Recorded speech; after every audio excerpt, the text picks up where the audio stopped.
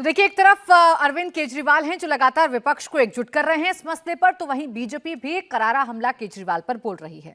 उधर कर्नाटक चुनाव में हार के बाद विपक्षी दल पीएम मोदी पर सवाल उठा रहे हैं, लेकिन दुनिया में पीएम मोदी का डंका बज रहा है। दुनिया में पीएम मोदी का कद किस कदर बढ़ चुका है, ये जापान के शहर हिरोशिमा में साफ साफ देखने को मिला, जहां अमेरिका के राष्ट्रपति जो बाइडेन ने पीएम मोदी का ऑटोग्राफ मांगा।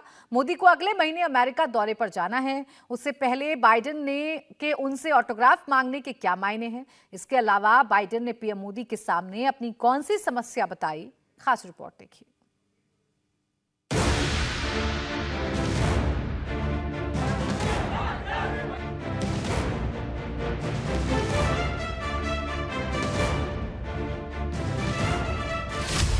G7 समिट में पीएम मोदी का क्रेज।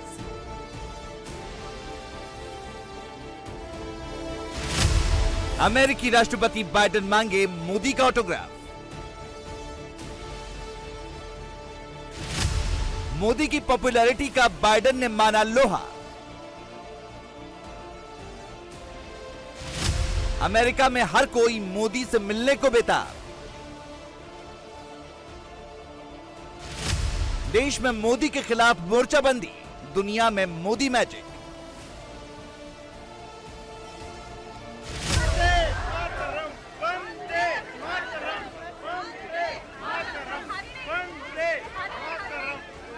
पीएम मोदी के लिए ना तो ये नारे कोई नई बात है, ना इस तरह की दीवानगी। हर हर मोदी, हर हर मोदी, पीएम मोदी जब भी किसी देश के दौरे पर जाते हैं तो लोगों की दीवानगी इसी तरह सामने आती है। मोदी के चाहने वाले उन्हें सिर आंखों पर बिठा लेते हैं।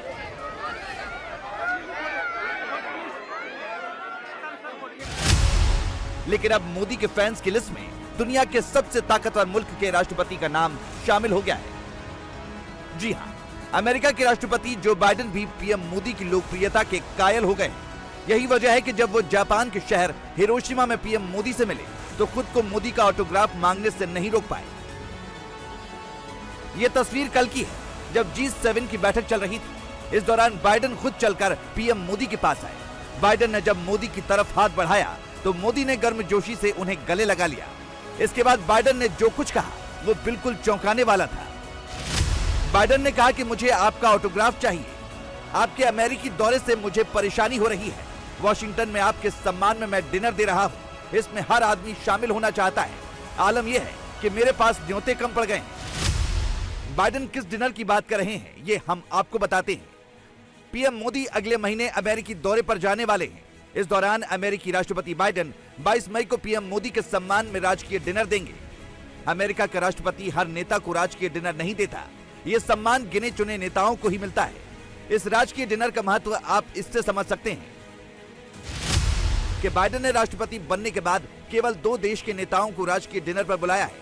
उन्होंने सबसे पहले पिछले साल दिसंबर में फ्रांसीसी राष्ट्रपति मैक्रों को डिनर पर बुलाया था, तो इस साल 26 अप्रैल को दक्षिण कोरिया के राष्ट्रपति को न्योता दिया। इस साल G20 समिट में भाग लेने के लिए बाइडेन सितंबर में भारत दौरे पर आएंगे। उसके पहले बाइडेन का पीएम मोदी को अमेरिकी दौरे का न्योता देना और फिर डिनर पर बुलाने का सम्मान देना बताता है कि वो मोदी के साथ अपने रिश्तों को कितनी अहमियत देते हैं। इसीलिए जब कल दोनों की मुलाकात हुई तो बाइडेन ने बताया कि इस डिनर के लिए उनके सामने कैसी कैसी परेशानी आ रही हैं। ऑस्ट्रेलिया के प्रधानमंत्री एंथनी अल्बनीज जब कल पीएम मोदी से G7 के दौरान मिले तो उन्होंने भी कुछ ऐसी ही समस्या बताई।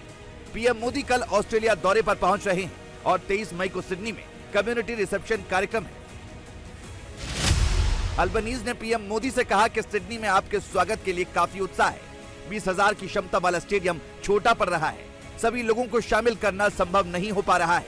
अल्बनीज ने अपने भारत दौरे को भी याद किया और कहा कि अहमदाबाद के मोदी स्टेडियम में अपना स्वागत मुझे याद है। स्टेडियम में विक्ट्री लैब के समय 90,000 लोग मौजूद थे। अल्बनीज कुछ समय पहले भारत दौरे पर आए थे, जब उनके साथ पीएम मोदी भी भारत और ऑस्ट्रेलिया के बीच टेस्ट मैच देखने पहुंचे थे। ये अपने नाम पर बने स्टेडियम में पीएम मोदी का पहला दौरा था। मोदी के दौरे का असर ये था कि टॉस होने से पहले स्टेडियम में 90,000 दर्शक पहुंच गए थे। इसकी यादें ऑस्ट्रेलिया के पीएम के जहन में अब भी ताजा हैं। पीएम मोदी ने हिरोशिमा में G7 की बैठक के दौरान बाइडेन और अल्बनीज के अलावा बाकी नेताओं के साथ भी मुलाकात की। मोदी ने आज ब्रिटेन के प्रधानमंत्री ऋषि सुनक से मुलाकात की, ब्राजील के राष्ट्रपति लूला डा सिल्वा से मिले, फ्रांस के राष्ट्रपति इमैनुअल मैक्रो से गर्मजोशी से मुलाकात की, तो जर्मनी के राष्ट्रपति ओलाफ स्कोल्स के साथ द्विपक्षीय वार्ता की, दक्षिण कोरिया के राष्ट्रपति युन सुक योल से भी मिले, साथ ही रूस के साथ जंग लड़ रहे यूक्रेन के राष्ट्रपति जेलेंस्की से भी पहली बार मुलाकात की। जेलेंस्की से मुलाकात में पीएम मोदी ने भरोसा दिया कि वो दोनों देशों के बीच जंग रोकने की हर मुमकिन कोशिश करेंगे। यूक्रेन में चल रहा युद्ध पूरे विश्व के लिए बहुत बड़ा मुद्दा है। पूरे विश्व पर इसके अनेक प्रकार के प्रभाव भी पड़े, लेकिन मैं इसे राजनीति या अर्थव्यवस्था का मुद्दा नहीं मानता। मेरे लिए यह मानवता का मुद्दा है, मानवीय मूल्यों का मुद्दा है। युद्ध की पीड़ा क्या होती है, ये आप हम सबसे ज्यादा जानते हैं। लेकिन पिछले साल जब हमारे बच्चे यूक्रेन से वापस आए, तब उन्होंने परिस्थितियों का जो वर्णन किया, उसमें मैं आपकी वेदना और यूक्रेन के नागरिकों की वेदना भली भांति समझ पाता था, उसका अंदाज लगा पाता था। और मैं आपको विश्वास दिलाता हूं कि इसके समाधान के लिए भारत और निजी रूप से मैं स्वयं, हमसे जो कुछ भी हो सकता है हम अवश्य। पीएम मोदी आज G7 के बाकी नेताओं के साथ हिरोशिमा शांति स्मारक गए और परमाणु हमले में मारे गए लोगों को श्रद्धांजलि अर्पित की। 6 अगस्त 1945 को पहला परमाणु बम फटने के बाद हिरोशिमा शांति स्मारक की एकमात्र वो बिल्डिंग है जो खड़ी रही थी।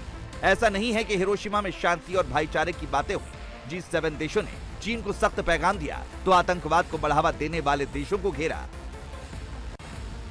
G7 के साथ क्वाड देशों की भी मीटिंग हुई, जिसके भारत के अलावा ऑस्ट्रेलिया, जापान और अमेरिका सदस्य हैं। बैठक के दौरान पीएम मोदी ने आतंकवाद से लेकर इंडो पैसिफिक रीजन पर दो टूक बात की। Strategic technologies, reliable supply chain, health security, maritime security, counter terrorism जैसे महत्वपूर्ण क्षेत्रों में हमारा सकारात्मक सहयोग बढ़ रहा है।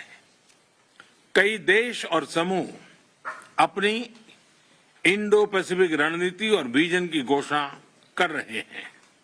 आज की हमारी बैठक में इस पूरे क्षेत्र के समावेशी और पीपल सेंट्रिक विकास के जुड़े विषयों पर चर्चा करने का अवसर मिलेगा। मेरा मानना है कि क्वाड वैश्विक भलाई, मानव कल्याण, शांति और समृद्धि के लिए निरंतर प्रयत्न करता रहेगा।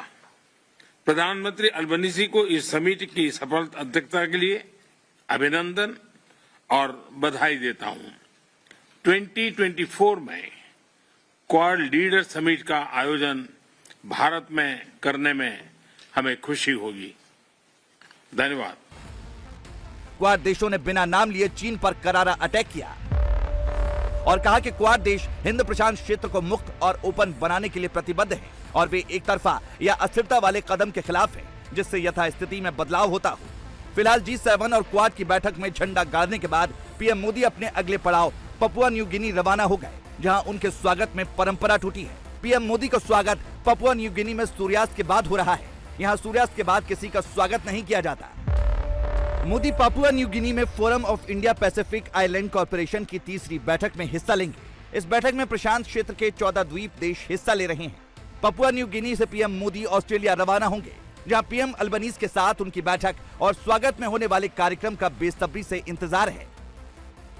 इंडिया टीवी हर वक्त हर जगह डाउनलोड करने के लिए सर्च करें India TV news Google play store या ऐप स्टोर पर।